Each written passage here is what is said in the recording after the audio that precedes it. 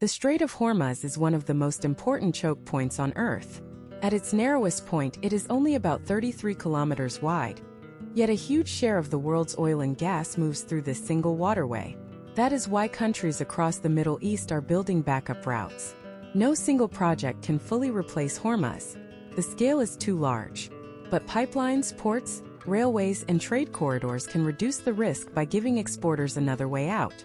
The first major bypass is Saudi Arabia's East-West Pipeline, also known as the Petroline. It runs across the Arabian Peninsula, from the oil centers in eastern Saudi Arabia to the Red Sea port of Yanbu. Instead of loading crude onto tankers inside the Persian Gulf, Saudi oil can be pushed through more than 1,000 kilometers of underground steel pipe and exported from the Red Sea. But a pipeline alone is not enough. The system also needs pumping stations to keep the oil moving, storage tanks to hold the crude, and loading terminals at Yanbu where tankers can collect it. If the pipe can move more oil than the port can load, the bottleneck simply moves from the strait to the terminal. That is why Yanbu is being expanded from a backup outlet into a major Red Sea energy gateway. The second major project is in the United Arab Emirates. The UAE built the Abu Dhabi crude oil pipeline from the Habshan oil fields to Fujairah, a port on the Gulf of Oman. Fujairah matters because it sits outside the Strait of Hormuz. Tankers leaving from there can reach the open ocean without passing through the narrow choke point. This route is shorter than Saudi Arabia's Petroline, but the idea is the same.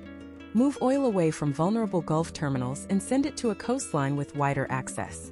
To make it work, engineers need buried pipelines, pumping stations, safety valves, storage tanks, loading lines, and marine terminals that can handle large tankers. The UAE is also pushing for more capacity so more of its oil can move through Fujairah. But even this is not a perfect shield. The port is outside the strait, but it is still a major energy target. The third bypass is Iran's Jask oil terminal. Iran built a long pipeline toward Jask, a port east of Hormuz on the Gulf of Oman. The goal was to move crude away from the Persian Gulf and export it without relying on the strait. On paper, it is a powerful idea. But Jask shows the difference between announcing a mega project and making it work at full scale. For the route to matter, the pipeline must run consistently. The tanks must be ready. Offshore loading equipment must work. And tankers must be able to collect crude without delay. If one part fails, the whole bypass becomes only a partial solution. Iraq faces a different challenge. Most of its oil comes from the south, near Basra, where export terminals have traditionally depended on Gulf shipping routes. To reduce that exposure, Iraq has looked at pipelines that move oil north and west toward Turkey and other possible outlets. The idea is to connect southern oil fields to alternative routes, so crude does not have only one way out. But building pipelines across Iraq is difficult. The route has to cross long distances, security risks, political boundaries, and areas where infrastructure has been damaged before. Beyond oil, Saudi Arabia is planning another kind of bypass, the Land Bridge Railway. This railway would connect ports on the Gulf side of Saudi Arabia to ports on the Red Sea side. Containers could be unloaded at one coast, moved across the country by train, and loaded back onto ships on the other side. That matters because pipelines can move crude oil, but they cannot move cars, food, machines, electronics, or containers.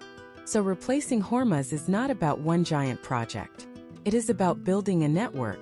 Pipelines across deserts, ports on safer coastlines, storage tanks, rail corridors, logistics hubs. Together, these systems can reduce dependence on the Strait of Hormuz, but they cannot erase it. Oil can be redirected, but not all of it. Containers can move by rail, but not at the same scale as global shipping. Liquefied natural gas is even harder because it needs specialized terminals and tankers. So the real goal is not to make Hormuz irrelevant. The real goal is resilience.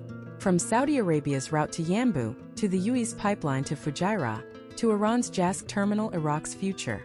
Pipelines and Saudi Arabia's Land Bridge Railway, the Gulf is building a second map of trade. It may never fully replace the Strait of Hormuz, but it could decide how much of the world keeps moving when the most important choke point on Earth comes under pressure.